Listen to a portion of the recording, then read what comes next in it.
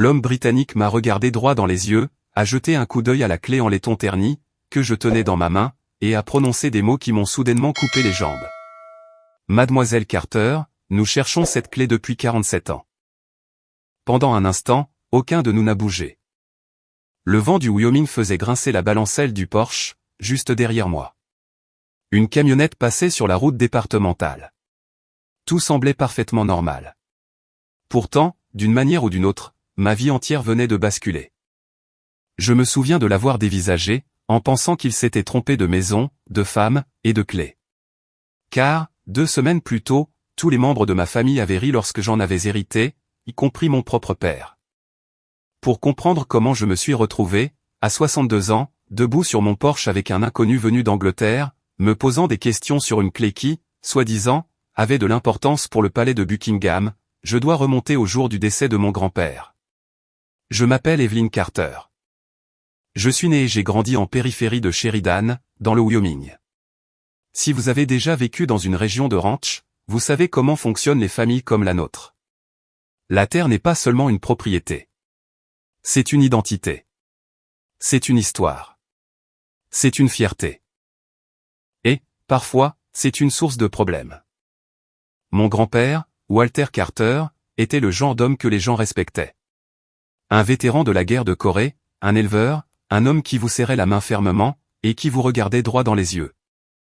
Il n'était pas riche selon les standards de New York, mais, dans notre comté, il avait très bien réussi. Il possédait des milliers d'acres de terre. Il avait du bétail, des investissements, ainsi qu'une petite entreprise de fournitures agricoles, qui s'était développée régulièrement au fil des ans. Les gens supposaient que grand-père laisserait une fortune derrière lui. Ils avaient raison. Lorsqu'il est décédé à 89 ans, toute la famille s'est présentée, et pas seulement pour le deuil. Si nous sommes honnêtes, beaucoup d'entre eux, en réalité, étaient là pour le testament. Je déteste dire cela, mais, avec l'âge, on apprend à cesser de faire semblant. Les funérailles ont eu lieu par un beau matin d'automne. L'église était pleine. Des vétérans étaient assis au premier rang. Les voisins remplissaient les bancs. Les gens racontaient des histoires sur la façon dont grand-père les avait aidés pendant les sécheresses, avait prêté de l'équipement quand les récoltes échouaient, et avait discrètement payé les factures des familles en difficulté. C'était ça, Walter Carter. Il ne se vantait jamais. La plupart des bonnes choses qu'il avait accomplies, ont été découvertes seulement après son départ. J'ai assisté silencieusement à la cérémonie. Mon père, Richard Carter, était assis à côté de mon frère, Stephen. Ni l'un ni l'autre ne m'a beaucoup parlé. Ce n'était pas inhabituel. Nous n'étions pas vraiment proches. Pendant la majeure partie de ma vie, j'avais été l'enfant ignoré. Stephen était le garçon en or, le futur homme d'affaires, le fils qui ne pouvait rien faire de mal. J'étais simplement Evelyn, la fille qui restait à proximité, la fille qui aidait.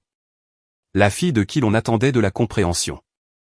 3 jours après les funérailles, nous nous sommes réunis au bureau de l'avocat. L'atmosphère semblait étrange, trop polie, trop tendue. Chacun attendait son tour, tout le monde faisant semblant de ne pas calculer des chiffres dans sa tête.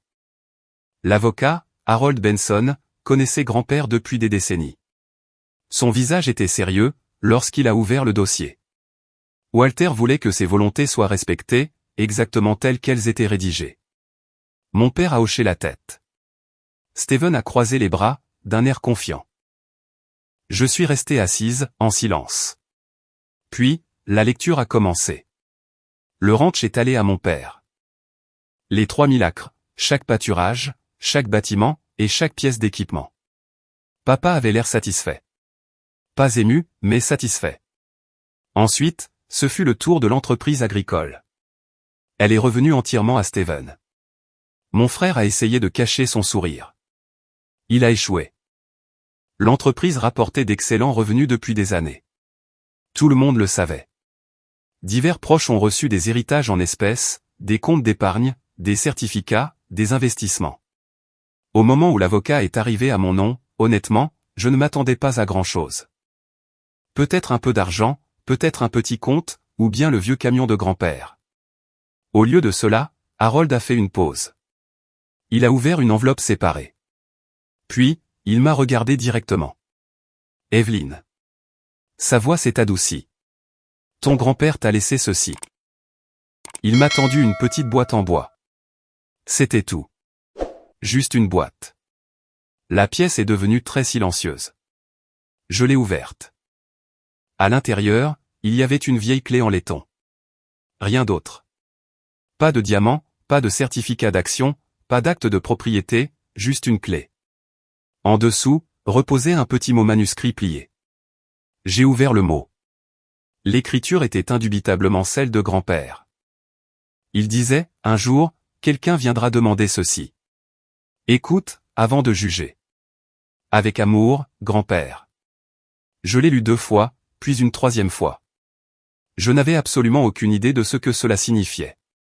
Le silence n'a duré que quelques secondes, puis Steven a ri. Il a vraiment ri. C'est tout? Quelques proches ont gloussé. Mon père a secoué la tête. Eh bien, Walter a toujours aimé les mystères. Encore des rires.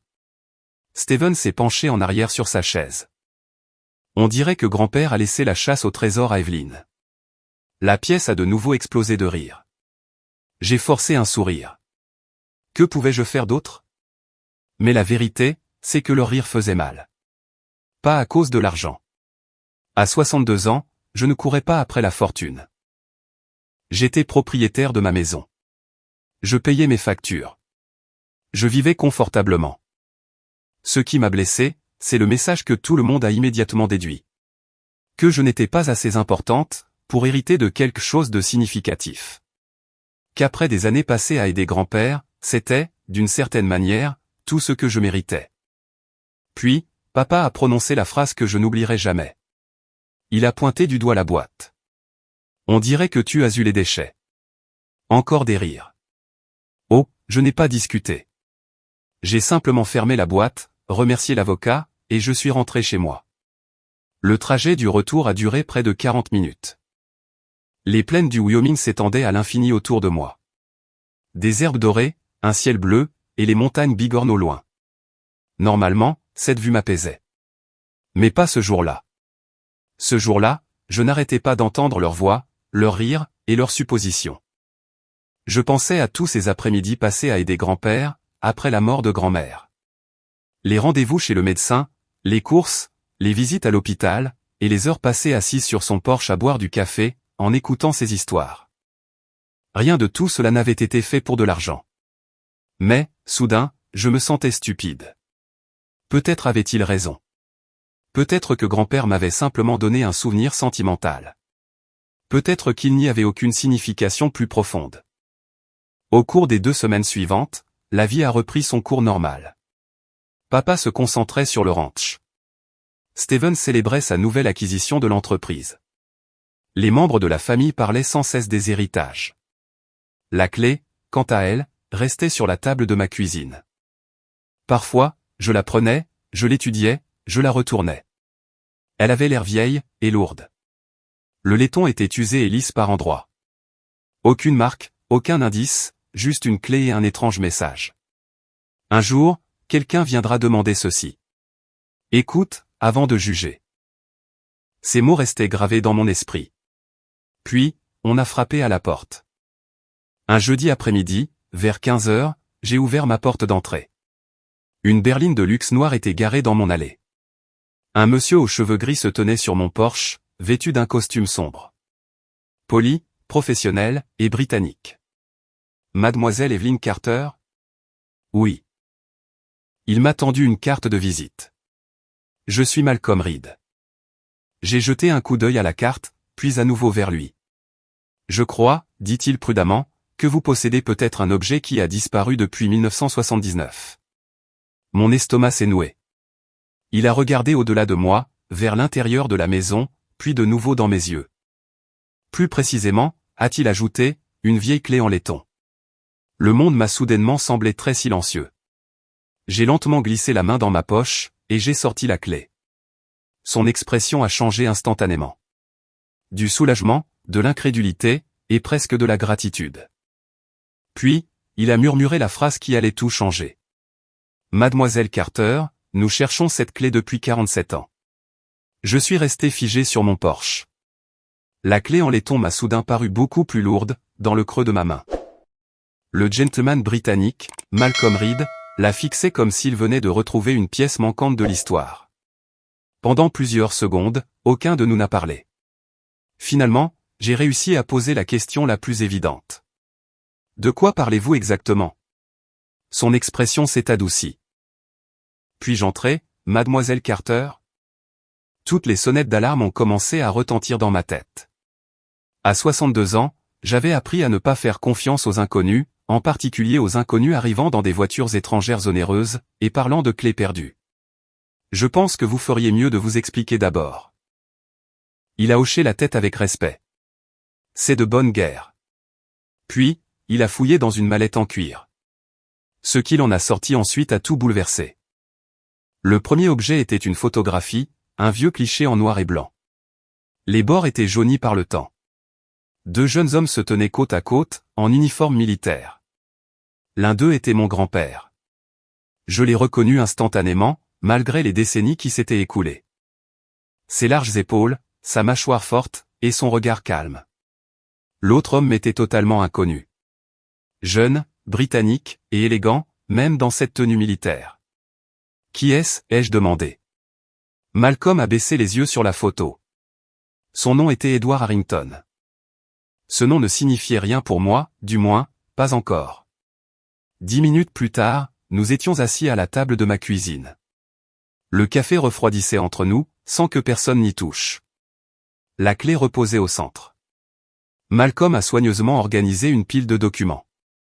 Plus il révélait de papiers, moins je croyais qu'il s'agissait d'une sorte d'arnaque.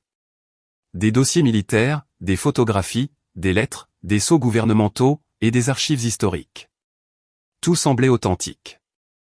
Mademoiselle Carter, a commencé Malcolm, votre grand-père n'était pas seulement un éleveur.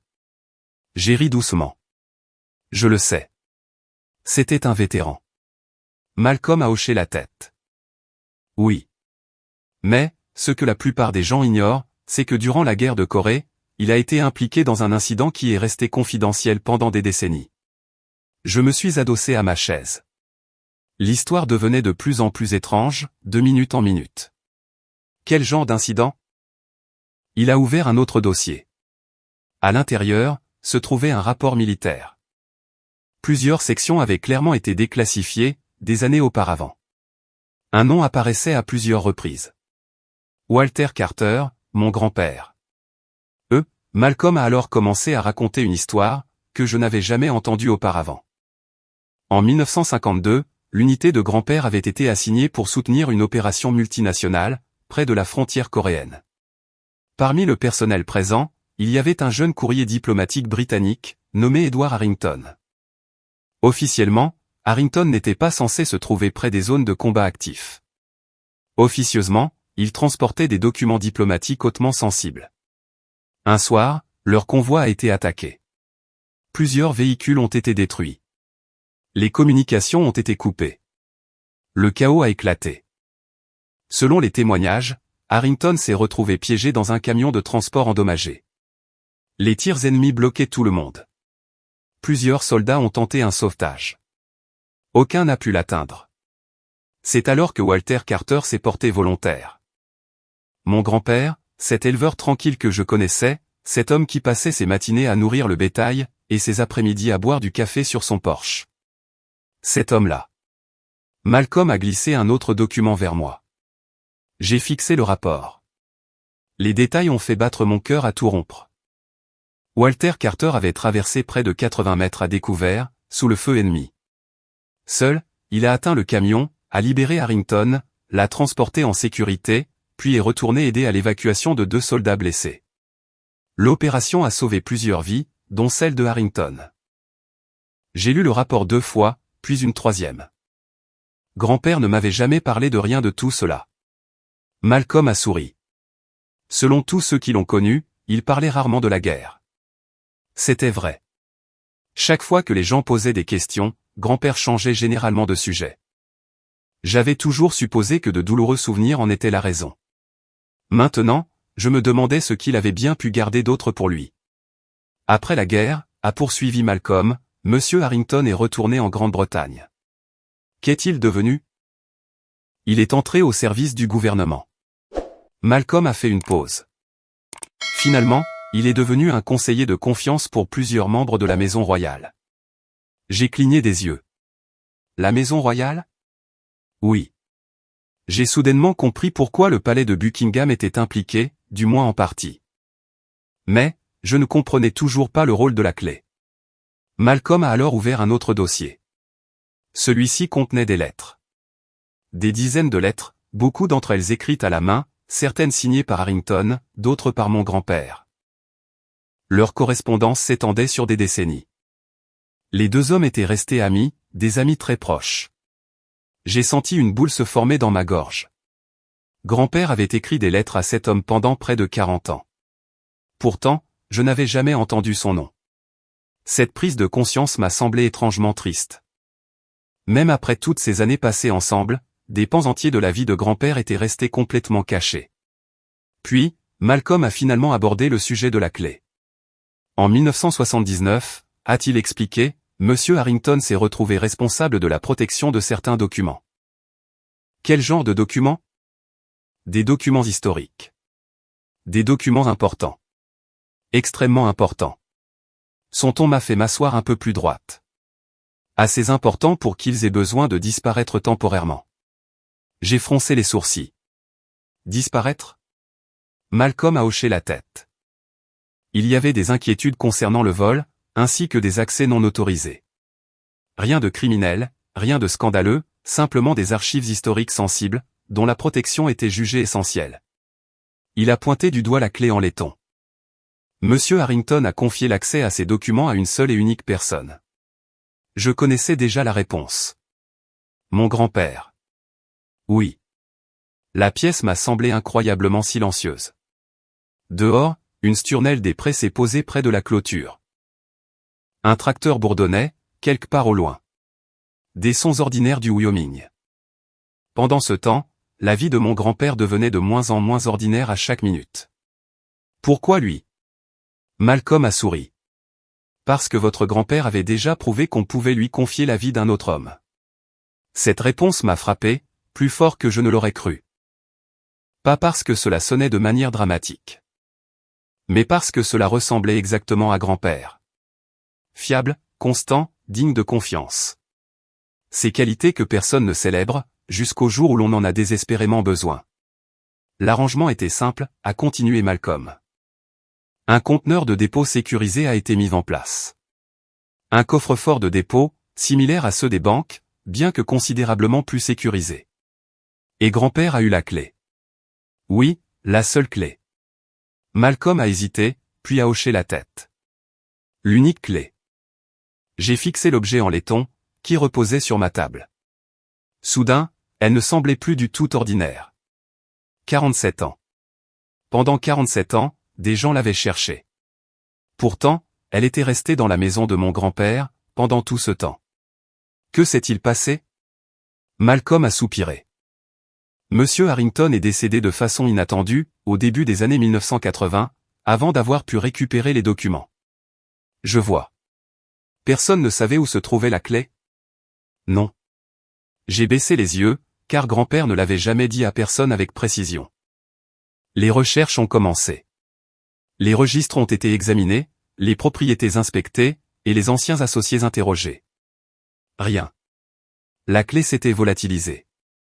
Du moins, c'est ce que tout le monde croyait. Je me suis souvenu du mot. Un jour, quelqu'un viendra demander ceci. Écoute, avant de juger. Un frisson m'a parcouru. Grand-père savait. D'une façon ou d'une autre, il savait. Ni quand, ni qui. Mais, il savait qu'un jour, quelqu'un finirait par venir. Et maintenant, quelqu'un était là. Mais, pourquoi me l'avoir donné, ai-je demandé doucement. Pourquoi pas à papa? Pourquoi pas à mon frère? Malcolm n'a pas répondu immédiatement. À la place, il a ouvert une dernière enveloppe. À l'intérieur, se trouvait une courte déclaration manuscrite, signée par Walter Carter, mon grand-père. Malcolm l'a fait glisser de l'autre côté de la table. Mes mains tremblaient, pendant que je lisais. Si jamais cette clé est nécessaire, donnez-la à Evelyn. Elle écoute. Elle tient parole. Et, elle comprend que certaines choses ont plus d'importance que l'argent. Je ne pouvais plus parler. L'espace d'un instant, tout ce que je pouvais voir, c'était grand-père assis sur son porche, un café à la main, regardant le coucher de soleil sur le ranch, observant silencieusement pendant que tous les autres parlaient, observant, sachant, planifiant, et me faisant confiance. Ah, les larmes sont venues, avant que je ne puisse les retenir. Pas à cause du mystère, ni à cause de la clé, mais parce qu'après toute une vie à me sentir ignoré, j'avais enfin compris quelque chose. Grand-père m'avait vu, la vraie moi, depuis le début. Malcolm m'a laissé quelques instants, pour reprendre mes esprits. Puis, il a parlé avec précaution. Il y a une dernière chose, que vous devriez savoir. J'ai essuyé mes yeux. Qu'est-ce que c'est? Le conteneur existe toujours. Je l'ai dévisagé. Les documents sont toujours là. Oui. Et cette clé l'ouvre? Oui. Mon pouce est accéléré. Qu'y a-t-il à l'intérieur? Pour la première fois depuis son arrivée, Malcolm avait l'air sincèrement excité. Mademoiselle Carter, dit-il doucement, on estime que le contenu vaut plusieurs millions d'euros. Et, tout simplement comme ça, l'héritage dont tout le monde s'était moqué, est devenu la chose la plus précieuse que mon grand-père n'ait jamais laissée derrière lui. Ce qui est amusant avec l'argent, c'est qu'il peut changer l'attitude des gens plus vite que presque n'importe quoi d'autre. Pendant 2 semaines, j'avais été la femme qui avait hérité de déchets, la fille oubliée, la déception, celle qui avait reçu une clé en laiton, pendant que tous les autres recevaient des terres, des entreprises, et des comptes bancaires. Puis, Malcolm Reed m'a dit que le contenu lié à cette clé pourrait valoir des millions. En l'espace de 48 heures, tout a changé, et pas pour le mieux. La première personne à appeler, a été mon frère, Steven. Cela seul me disait que quelque chose n'allait pas. Mon frère n'appelait que très rarement, à moins d'avoir besoin de quelque chose. Le téléphone a sonné, pendant que je buvais mon café sur le porche arrière. J'ai failli ne pas répondre. Failli. Bonjour, Evelyne. Sa voix semblait inhabituellement joyeuse. Cela aurait dû être mon premier avertissement. Comment vas-tu? J'ai failli rire. En 62 ans, je ne me souvenais pas que Steven ait jamais entamé une conversation, en me demandant comment j'allais. Je vais bien, c'est bien, c'est bien. Un silence gêné a suivi. Puis, il en est finalement arrivé à la véritable raison de son appel. J'ai entendu dire que tu avais eu un visiteur d'Angleterre. C'était ça. La vraie raison. Pas de l'inquiétude, pas l'esprit de famille, mais de la curiosité, ou, plus précisément, de l'avidité. Les nouvelles voyagent vite dans le Wyoming, surtout dans les petites villes. Apparemment, quelqu'un avait vu la berline noire de Malcolm garée devant ma maison. Quelqu'un l'avait mentionné dans un restaurant. Quelqu'un d'autre avait mentionné le palais de Buckingham. En un jour, la moitié du comté en parlait. En 2 jours, ma famille était au courant. Qui te l'a dit, ai-je demandé. Oh, les gens parlent. Bien sûr que oui. Steven a baissé la voix. Alors, c'est quoi cette histoire? Rien de définitif. Allez, Evelyne. Je suis restée silencieuse. Il a essayé une approche différente. Nous sommes une famille. Ces mots m'ont irrité, plus qu'ils n'auraient dû, car, chaque fois que les gens se mettent soudainement à dire « nous sommes une famille », cela signifie généralement qu'ils veulent quelque chose. La conversation a duré encore 10 minutes. À la fin, Steven m'avait posé au moins 12 questions. Quelle était la valeur des documents? Y aurait-il une récompense? Le gouvernement britannique offrait-il une compensation? La propriété serait-elle transférée? Les membres de la famille pourraient-ils être inclus? Je n'ai répondu à presque aucune d'entre elles. Après avoir raccroché, je me suis assis silencieusement sur le porche. Les montagnes semblaient magnifiques, sous la lumière du matin. Pourtant, quelque chose me dérangeait. Pendant des années, Steven n'avait montré que peu d'intérêt pour ma vie. Et voilà que maintenant, il n'arrêtait pas d'appeler. Papa est arrivé 3 jours plus tard. À l'improviste. J'ai vu son camion s'engager dans l'allée, peu après le déjeuner. Il en est descendu, affichant la même expression confiante qu'il avait portée presque toute sa vie. L'expression d'un homme habitué à être aux commandes. Je l'ai invité à entrer. Nous nous sommes assis à la table de la cuisine, cette même table où Malcolm m'avait tout expliqué. Papa est allé droit au but. Steven dit qu'il y a de l'argent en jeu. Pas de salutations, pas de bavardage, juste de l'argent. J'ai croisé les mains. Nous ne le savons pas encore, mais c'est possible. Éventuellement. Il a hoché la tête, l'air pensif, puis s'est penché en avant. Eh bien, quoi qu'il arrive, nous devrions gérer cela ensemble. J'ai failli sourire. Pas parce que la suggestion était déraisonnable, mais parce qu'elle arrivait avec environ 2 semaines de retard. Ensemble, ai-je demandé. Bien sûr. Comme quand tout le monde a ri du cadeau de grand-père? Papa a paru mal à l'aise. Personne ne pensait à mal. Je me souvenais de chaque mot, de chaque rire, de chaque sourire en coin, et en particulier du sien. On dirait que tu as eu les déchets. C'est drôle comme les déchets deviennent vite importants, dès lors que quelqu'un pense qu'il pourrait avoir de la valeur. Papa a bougé sur sa chaise. Ne nous attardons pas là-dessus. Mais moi, je voulais m'y attarder. Pas par colère, mais par honnêteté. Les personnes âgées apprennent quelque chose d'important, faire semblant que quelque chose n'est jamais arrivé, ne guérit rien. Pourquoi pas, ai-je demandé. Tu as ri, toi aussi. Il a baissé les yeux brièvement. Le silence qui a suivi a duré plusieurs secondes, assez longtemps pour que nous sachions tous les deux que j'avais raison. Pendant l'heure qui a suivi, papa a parlé de l'unité familiale, des responsabilités familiales, et des intérêts de la famille. Le mot « famille » est apparu si souvent, qu'il en a presque perdu son sens. Pourtant, une chose était manifestement absente. Des excuses. Pas une seule fois il n'a dit qu'il était désolé.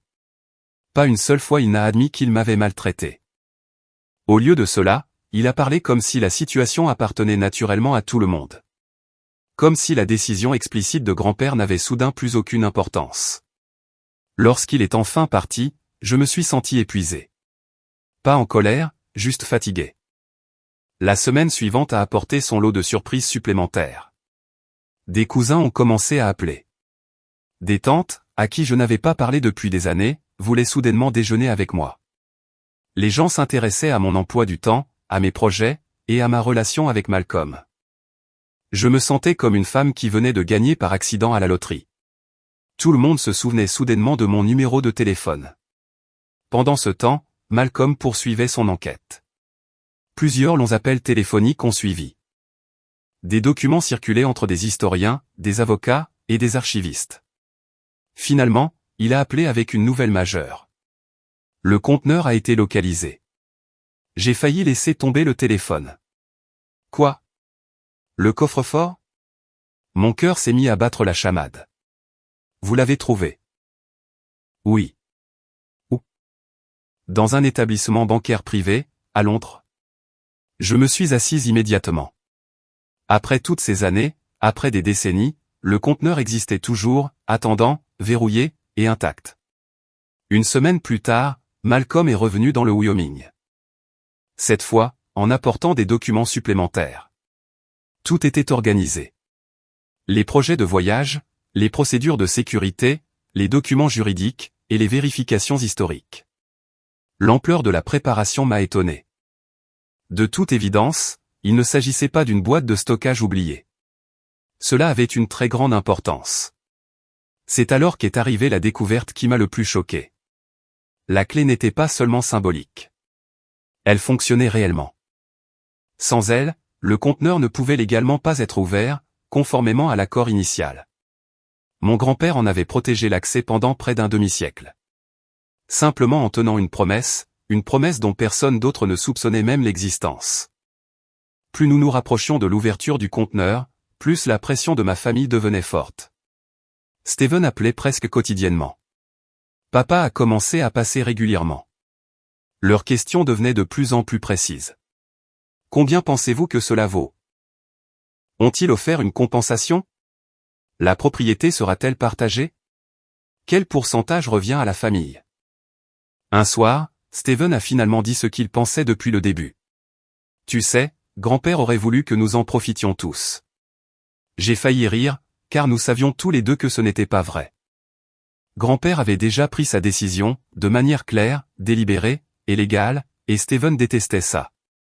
Quelques jours plus tard, Malcolm et moi avons participé à une conférence téléphonique avec des historiens à Londres. C'est à ce moment-là que tout a basculé une fois de plus. Les experts avaient terminé leurs recherches préliminaires. Le contenu n'était pas seulement précieux, il était aussi historiquement significatif.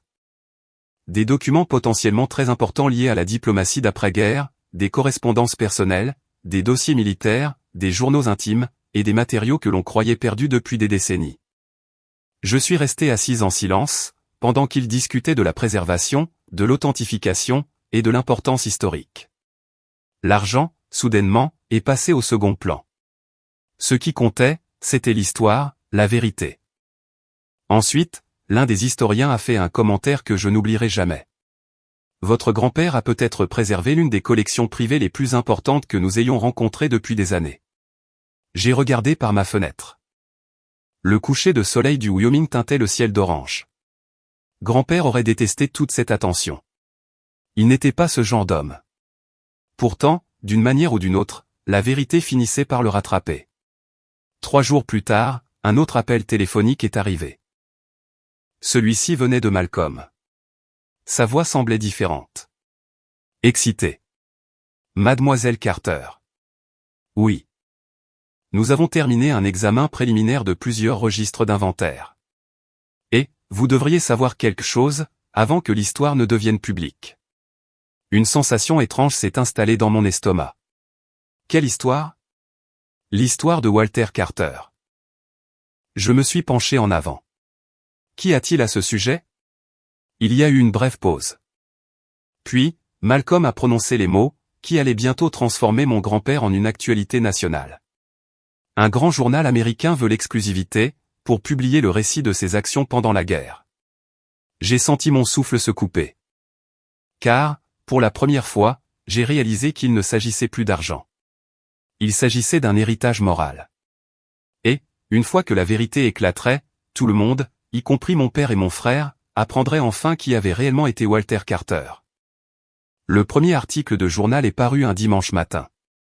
J'étais assise à la table de ma cuisine, vêtue d'une vieille robe de chambre en flanelle et buvant mon café, quand mon téléphone s'est mis à vibrer. Au 3e appel, j'ai su que quelque chose d'inhabituel s'était produit. Au 10e, je savais que ma vie avait encore changé. L'article ne parlait pas de la clé mystérieuse. Il ne parlait ni du palais de Buckingham, ni de documents cachés valant des millions. Il parlait de Walter Carter, mon grand-père, l'homme que presque tout le monde pensait connaître, mais que presque personne n'avait vraiment compris. La journaliste avait passé des semaines à vérifier des registres militaires, à interviewer des historiens, et à examiner la correspondance récemment récupérée. L'histoire dépeignait un homme bien différent de l'éleveur tranquille, dont la plupart des gens se souvenaient. Pendant des décennies, grand-père avait porté en lui des expériences extraordinaires, sans jamais en parler. L'article détaillait ses actions durant la guerre de Corée, le sauvetage d'Edward Harrington, les risques qu'il avait pris, les vies qu'il avait sauvées, la confiance qu'il avait gagnée, et les promesses qu'il avait tenues. Et, peut-être plus important encore, le fait qu'il n'avait jamais utilisé quoi que ce soit de tout cela, pour chercher à être reconnu. Cette partie a touché les gens, en particulier les Américains plus âgés. Des personnes issues de générations, qui croyaient que le service rendu résonnait bien plus fort que l'autopromotion. À midi, l'article s'était propagé bien au-delà du Wyoming. Les organisations de vétérans ont commencé à le partager. Les groupes d'histoire militaire l'ont repris. Les chaînes de télévision locales appelaient. Les animateurs de radio voulaient des interviews. Les historiens demandaient l'accès à des documents supplémentaires. J'ai regardé tout cela se produire depuis ma petite cuisine, sans y croire. Pendant près de 30 ans après la mort de grand-mère, grand-père avait passé la plupart de ses matinées à nourrir le bétail et à réparer des clôtures. Et maintenant, des gens à travers tout le pays apprenaient son nom. Une partie de moi aurait aimé qu'il soit en vie pour voir ça. Une autre partie savait qu'il aurait détesté chaque seconde de cette attention. La première demande d'interview est arrivée cet après-midi-là. J'ai failli refuser. Parler en public n'avait jamais été mon fort. Mais Malcolm m'y a encouragé. L'histoire de votre grand-père mérite d'être racontée. Alors, j'ai accepté. L'interview s'est déroulée par téléphone. La journaliste a posé des questions réfléchies, et non des questions sensationnalistes. Des questions humaines. Quel genre d'homme était Walter Carter? J'ai souri. Fiable. La réponse l'a surprise. C'est le premier mot qui vous vient à l'esprit? Absolument. Parce que l'héroïsme semble exaltant. La fiabilité semble ordinaire. Pourtant, lorsque la vie devient difficile, les personnes fiables sont celles qui vous sauvent. Grand-père l'avait compris. Au cours des semaines suivantes, l'intérêt n'a cessé de croître. Les journaux ont publié des articles de suivi. Les historiens militaires ont découvert d'autres documents. D'anciens militaires ont contacté les journalistes, avec des souvenirs transmis au sein de leur famille. Chaque nouveau détail ajoutait une nouvelle pièce au puzzle. Le vieil éleveur tranquille du Wyoming est progressivement devenu quelque chose de plus grand, le symbole d'une génération qui a servi, sans exiger d'applaudissements. Et puis, quelque chose d'inattendu s'est produit. Les gens ont commencé à poser des questions sur mon père. Pas des questions cruelles, mais des questions naturelles. Des questions qui venaient de la comparaison de sa vie avec celle de grand-père. Des questions auxquelles papa n'était manifestement pas préparé à répondre. Pendant des décennies, il avait été connu comme étant le fils de Walter Carter, l'héritier du ranch, et le visage public de l'entreprise familiale. Désormais, les journalistes voulaient en savoir plus sur Walter lui-même. Et, soudainement, papa ne se tenait plus sous les feux de la rampe. Il se tenait à côté. Je n'aimais pas le voir se débattre. Malgré tout ce qui s'était passé, il restait mon père. Mais, je ne pouvais pas ignorer ce que je voyais. Pendant des années, il avait profité du respect associé à la réputation de grand-père. Maintenant, les gens voulaient savoir qui avait réellement bâti cette réputation. La réponse n'était pas Richard Carter. C'était Walter. La vérité ne l'humiliait pas. La vérité dissipait simplement l'illusion. Steven a eu encore plus de difficultés. L'entreprise agricole dont il avait hérité ne marchait pas aussi bien que tout le monde le pensait. Ce fait est progressivement devenu évident. Plusieurs mauvaises décisions commerciales commençaient à le rattraper. Rien de catastrophique, mais suffisamment pour créer des problèmes. Les employés ont commencé à comparer sa direction à celle de grand-père. Les clients ont fait de même. Les investisseurs l'ont remarqué, et les comparaisons étaient rarement à l'avantage de Steven. Un soir, il m'a appelé. Pour une fois, il n'avait pas l'air confiant. Il avait l'air fatigué. « Ça te plaît ?» La question m'a prise au dépourvu. Ce qui me plaît? Tout ça. Je savais exactement ce qu'il voulait dire. L'attention, les interviews, la reconnaissance, et ce changement soudain dans la dynamique familiale. Non. Il y a eu un silence. Puis, il a ri amèrement. Allez, Evelyne. Je suis sérieux. Les gens te traitent différemment maintenant. J'ai regardé par la fenêtre de ma cuisine. Le soleil se couchait derrière les montagnes. Ce n'est pas de ma faute. Non. Sa voix s'est adoucie. Je suppose que non. Après avoir raccroché, j'ai pensé à la vengeance. Pas une vengeance dramatique comme dans les films. Une vraie vengeance. Le genre dont les gens rêvent secrètement, après des années à être ignorés. Des années de manque de respect. Des années à se sentir invisible. Et, j'ai réalisé quelque chose de surprenant. Je ne me vengeais pas. Pas vraiment. Car je ne faisais rien. Je ne révélais aucun secret. Je n'humiliais personne. Je n'attaquais ni mon père ni mon frère. Je disais simplement la vérité, à chaque fois que quelqu'un me posait la question. Et, d'une certaine manière, la vérité s'avérait bien plus puissante que la colère. Un après-midi, un producteur de télévision m'a posé une question lors d'une interview. Que pensez-vous que votre grand-père voudrait que les gens retiennent? J'ai répondu sans hésitation. Que le caractère compte bien plus que la reconnaissance. Le producteur a hoché la tête. Pouvez-vous expliquer? La plupart des gens passent leur vie à essayer de se faire remarquer. J'ai souri. Mon grand-père a passé sa vie à essayer de faire ce qui était juste, que quelqu'un le remarque ou non. L'extrait a été diffusé à l'échelle nationale. Les gens ont réagi vivement. Des lettres sont arrivées. Des courriels, des messages de vétérans, des messages de famille, et des messages de personnes qui revoyaient des morceaux de leurs propres parents et grands-parents en Walter Carter.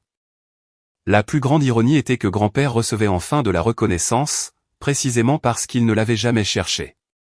Cette leçon est restée gravée en moi, particulièrement pendant les conversations difficiles avec ma famille. Puis, un autre événement majeur est survenu. Une invitation, officielle, formelle, et inattendue. Malcolm l'a livrée en personne. Nous étions assis dans mon salon, lorsqu'il a soigneusement retiré une enveloppe de couleur crème de sa mallette. Le papier semblait précieux. Le sceau paraissait important. Mon estomac s'est immédiatement noué. Qu'est-ce que c'est? Malcolm a souri. Je crois que vous allez avoir envie de la lire. J'ai ouvert l'enveloppe. À l'intérieur, se trouvait une invitation officielle pour Londres. Des représentants liés à la maison royale souhaitaient saluer la contribution de Walter Carter, pour avoir préservé des documents d'une importance historique, et pour avoir honoré des engagements pris des décennies plus tôt. Je l'ai lu 2 fois, puis une 3e fois. J'avais sûrement mal compris quelque chose. Il m'invite, moi? Oui. En Angleterre? Oui. Pourquoi? Le sourire de Malcolm s'est élargi. Parce que l'histoire de votre grand-père a touché des personnes, qui estiment qu'elle mérite une véritable reconnaissance. Ah, pendant plusieurs instants, j'ai simplement fixé l'invitation. Je n'avais jamais voyagé à l'étranger. Pas une seule fois. À 62 ans, ma vie s'était principalement déroulée entre le Wyoming, le Montana, et une poignée d'États voisins. Et voilà que soudain, Londres devenait une réalité. L'idée me semblait écrasante, excitante, et terrifiante. Puis, Malcolm a dit quelque chose qui a accéléré mon pouls. Ce n'est que le début. Qu'est-ce que cela signifie? Il s'est confortablement adossé. La collection que nous avons récupérée contient bien plus que des documents historiques. J'ai froncé les sourcils. Qu'y a-t-il d'autre? Beaucoup de choses que nous sommes encore en train de cataloguer. L'expression de Malcolm est devenue pensive. Nous avons récemment découvert des éléments, suggérant que votre grand-père a laissé un tout dernier message. Un frisson m'a traversé. Un dernier message? Oui. Une lettre. J'ai dégluti avec difficulté. Une lettre pour qui? Malcolm m'a regardé droit dans les yeux. Pour vous. Et, pour la première fois depuis le début de ce voyage extraordinaire, j'ai réalisé que le plus grand secret de grand-père m'attendait peut-être encore, de l'autre côté de l'Atlantique. À 62 ans, j'ai fait mon premier voyage de l'autre côté de l'Atlantique. Si vous m'aviez dit, 6 mois plus tôt, que je prendrais l'avion pour Londres en raison d'un secret que mon grand-père avait gardé pendant près d'un demi-siècle, j'aurais ri. Pas parce que cela semblait impossible, mais parce que ma vie avait toujours été ordinaire. Et, j'avais appris depuis longtemps que les personnes ordinaires se retrouvent rarement au centre d'histoires extraordinaires. Pourtant, j'étais là, assise près du hublot de l'avion, regardant le Wyoming disparaître sous les nuages, tenant la clé en laiton de grand-père dans mon sac à main. Cette même clé dont ma famille s'était moquée. Cette même clé qui, d'une manière ou d'une autre, avait ouvert la porte d'une vie dont j'ignorais tout. Le vol a été long. Assez long pour réfléchir. Assez long pour me souvenir. J'ai passé des heures à regarder par le hublot, en repassant des souvenirs de grand-père. Les petites choses, les choses importantes, ces choses sur lesquelles personne n'écrit d'articles de journaux. La façon dont il gardait toujours des bonbons à la menthe dans la poche de sa chemise, la façon dont il soulevait son chapeau pour saluer les inconnus, et la façon dont il écoutait, plus qu'il ne parlait. Depuis des semaines, le monde entier célébrait son héroïsme. Mais ce n'étaient pas ces moments-là qui me manquaient. Les moments qui me manquaient, c'étaient les moments calmes, les moments humains, les moments de grand-père. Oh, lorsque l'avion a atterri, Londres m'a paru être un autre monde. Les bâtiments, les accents, l'histoire. Même l'air semblait différent. Malcolm m'a accueilli à l'aéroport. Bienvenue en Angleterre, mademoiselle Carter. J'ai souri. S'il vous plaît, appelez-moi Evelyn. Seulement si vous m'appelez Malcolm. Marché conclu. Pour la première fois depuis notre rencontre, aucun de nous ne parlait de documents, d'historiens, ou d'accords juridiques. Nous étions simplement 2 personnes âgées, partageant un voyage remarquable. Les jours suivants ont passé à une vitesse folle. Des réunions, des visites d'archives, des analyses historiques, et des visites d'installations liées à la collection récupérée. Partout où nous allions, les gens traitaient l'histoire de grand-père avec un immense respect. Cela comptait beaucoup pour moi, car, plus j'en apprenais, plus je réalisais qu'il n'avait jamais été question d'argent. Il était question de confiance, d'une promesse faite, et d'une promesse tenue à travers les générations, à travers les océans, et à travers près de 50 ans. Puis, un après-midi, Malcolm m'a escorté jusqu'à un centre d'archives privé. Plusieurs historiens nous attendaient. Les documents récupérés avaient été soigneusement catalogués et préservés. Je me tenais devant des tables d'exposition, recouvertes de documents, de lettres, de journaux, de dossiers militaires, et de photographies. Certains n'avaient pas été vus depuis des décennies. Un historien m'a tendu une paire de gants blancs. Prenez votre temps.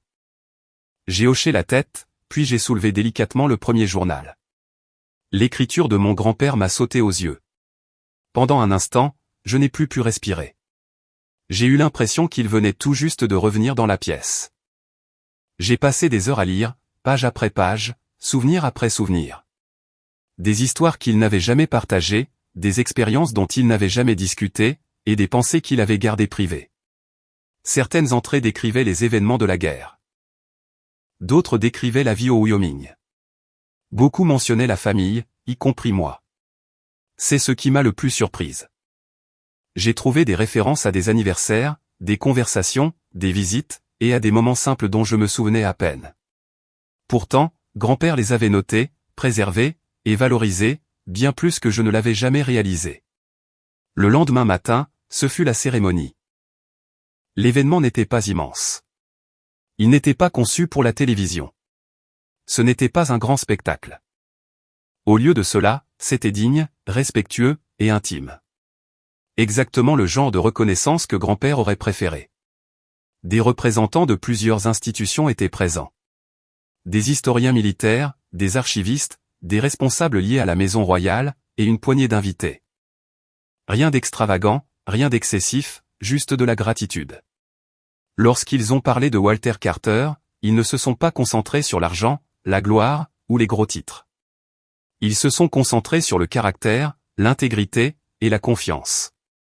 Ces qualités qui avaient permis à une seule promesse, de survivre pendant 47 ans. En les écoutant, je me suis senti fier. Pas parce qu'on honorait grand-père. Mais parce qu'on honorait les valeurs selon lesquelles il avait vécu. Dans un monde qui célèbre souvent la richesse et le statut, ces gens célébraient la décence, et cela m'a semblé important. Vers la fin de la cérémonie, une remise a eu lieu. Une médaille commémorative, décernée à titre posthume, présentée en reconnaissance de son service, de son courage, et de son dévouement.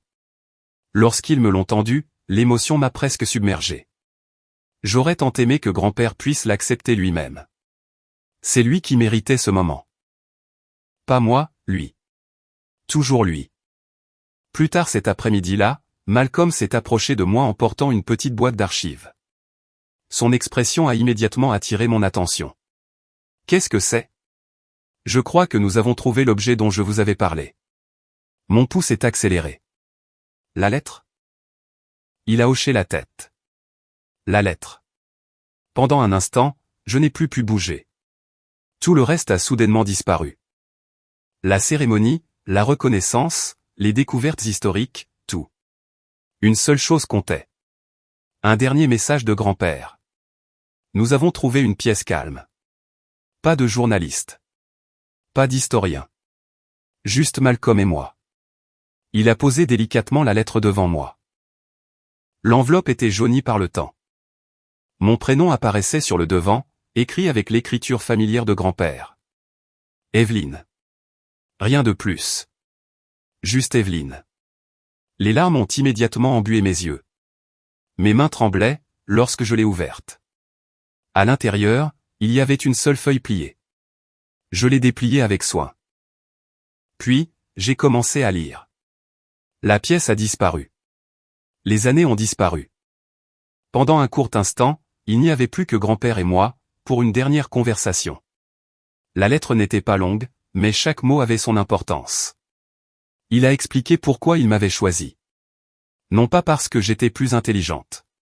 Non pas parce que j'avais mieux réussi. Non pas parce que j'étais de la famille. Il m'a choisi, parce que j'écoutais. Parce que je me souciais des autres.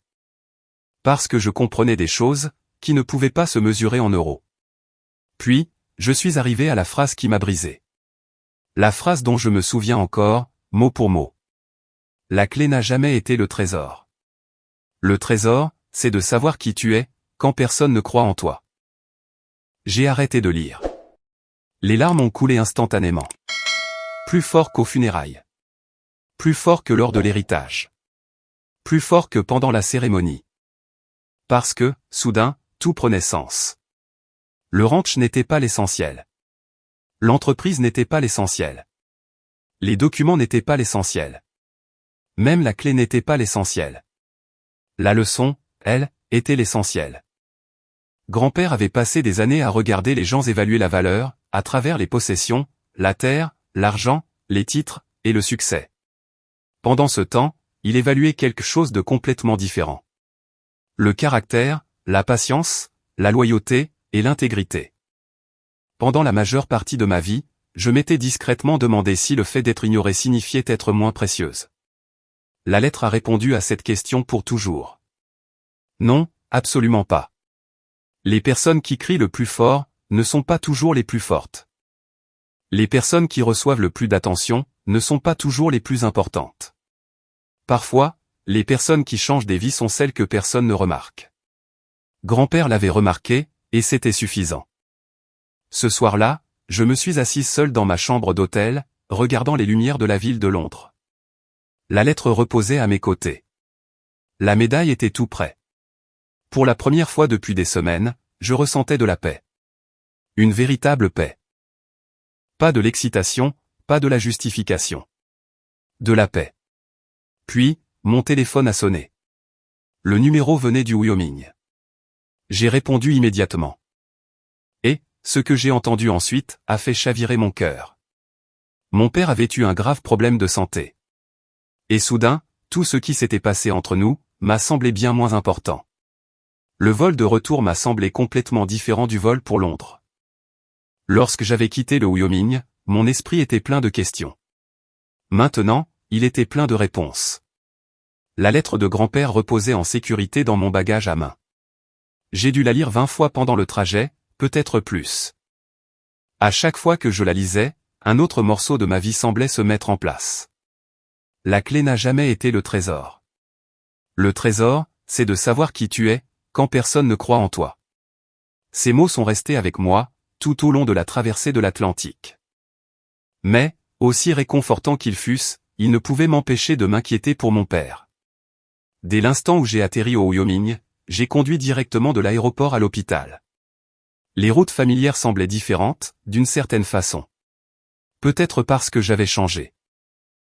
Peut-être parce que la vie avait changé. Ou peut-être parce que l'âge vous apprend, que certaines choses comptent moins que ce que vous pensiez. Pendant des semaines, j'avais vu mon père et mon frère révéler des facettes d'eux-mêmes que je n'aimais pas. J'avais toutes les raisons d'éprouver de la rancœur.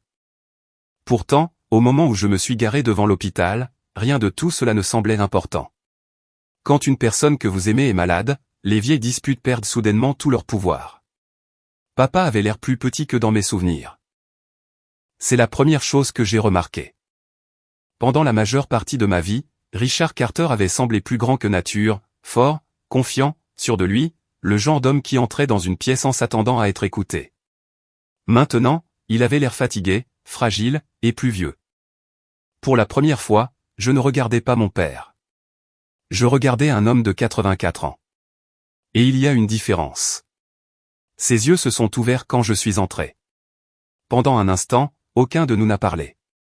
Puis, il m'a fait un faible sourire. Tu es rentré. Bien sûr que je suis rentré. J'ai tiré une chaise à côté de son lit.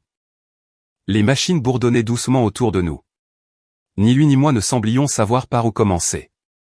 Finalement, papa a regardé vers la fenêtre. J'ai vu la cérémonie. J'ai hoché la tête. Un ami l'a enregistré. Un autre silence a suivi. Puis, il m'a surprise. J'étais fier de lui. De grand-père? Oui. Sa voix s'est légèrement brisée. Je l'ai toujours été. Pendant l'heure qui a suivi, nous avons parlé plus honnêtement que nous ne l'avions fait depuis des décennies. Pas parce que l'un de nous était soudainement devenu plus sage. Mais parce que l'âge nous avait enfin ôté nos excuses. Il ne restait plus assez de temps, pour faire semblant. Papa a regardé la couverture qui recouvrait ses jambes. Tu veux savoir quelque chose de moche? Je n'ai pas répondu. J'ai simplement écouté. Exactement comme grand-père me l'avait appris. J'étais jaloux. Le mot semblait douloureux à prononcer pour lui. De qui? De toi. J'ai cligné des yeux. De moi. Il a hoché la tête. De ta relation avec mon père. Pendant plusieurs secondes, je n'ai sincèrement pas su quoi répondre. Papa a dégluti difficilement. Tu as eu la version de lui que j'ai toujours voulu. Cette confession m'a stupéfaite. Pendant des années, j'avais supposé qu'il était le favori, le fils élu, l'héritier, celui qui avait tout reçu. Apparemment, il avait porté ses propres blessures depuis tout ce temps. Il était fier de toi, ai-je dit doucement. Je le sais, maintenant. Ses yeux se sont remplis de larmes. Mais quand on est jeune, savoir ne suffit pas toujours. Je comprenais cela, probablement plus qu'il ne le réalisait. Parfois, les gens passent leur vie entière à chercher une approbation qu'ils ont déjà. Papa a secoué la tête. Je me suis concentré sur le ranch. Il m'a regardé. Ensuite, je me suis concentré sur l'argent. Une autre pause. Ensuite, je me suis concentré à faire mes preuves. Sa voix s'est abaissée. Et, quelque part en cours de route, j'ai cessé de me concentrer sur les gens. L'honnêteté de ces mots faisait mal, parce que c'était vrai. Pas seulement pour lui, mais pour beaucoup de gens, peut-être tout le monde. Nous sommes distraits. Nous confondons le succès avec le sens, l'accomplissement avec l'épanouissement, et la possession avec le bonheur. Grand-père avait compris la différence. Papa commençait seulement à l'apprendre. Quelques jours plus tard, Steven est venu nous rendre visite. La conversation a été encore plus surprenante. Pour une fois, il n'y avait ni défensive, ni excuse, ni compétition, ni dispute, juste de l'honnêteté. Il s'est assis en face de moi dans le salon de papa, cette même pièce où nous avions célébré des anniversaires et des fêtes pendant des décennies. Cette même pièce, où d'innombrables désaccords familiaux avaient éclaté. Pourtant, cette conversation semblait différente. Je te dois des excuses.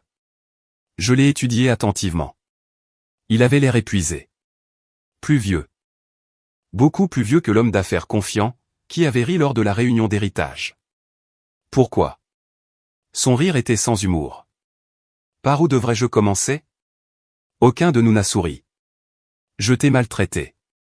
Il a baissé les yeux. Pendant un long moment, la pièce est restée silencieuse. Puis, il a ajouté les mots que je n'aurais jamais cru entendre.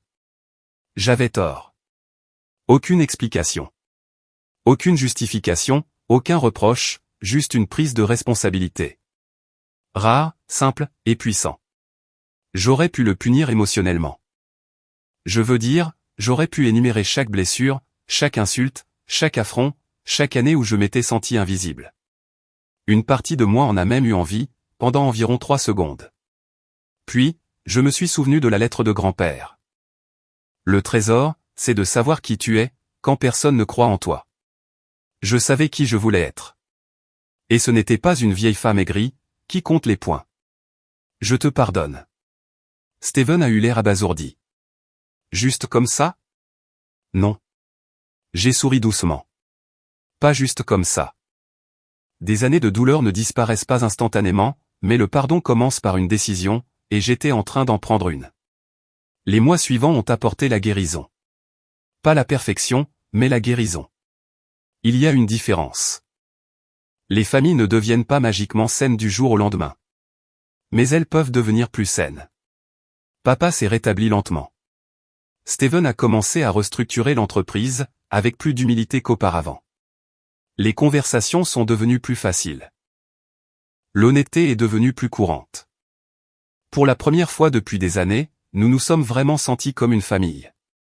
Non pas à cause de l'argent, non pas à cause de l'héritage, mais parce que nous avions enfin commencé à dire la vérité. Quant à moi, j'ai pris une décision. Une partie de la compensation, liée à la collection historique récupérée, m'est revenue légalement. C'était bien plus d'argent que je n'aurais jamais espéré, et bien plus que ce dont j'avais besoin. Alors, je l'ai utilisé différemment.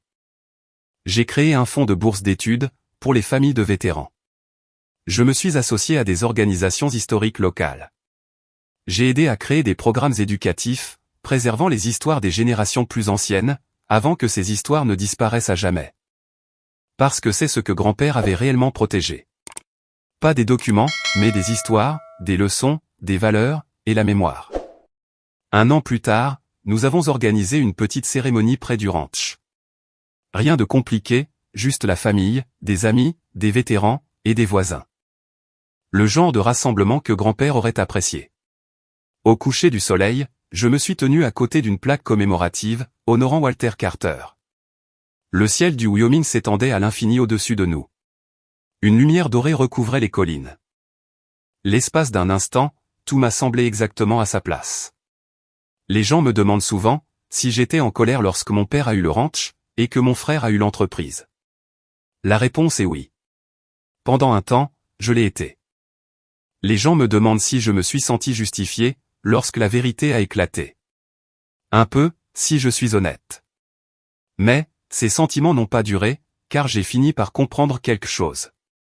Grand-père n'a pas laissé le ranch à papa, parce que c'était la chose la plus précieuse. Il n'a pas laissé l'entreprise à Steven, parce que c'était la chose la plus importante. Et, il ne m'a pas laissé la clé, parce qu'elle valait des millions. Il a laissé à chacun d'entre nous une leçon. La mienne a simplement mis plus de temps à être comprise.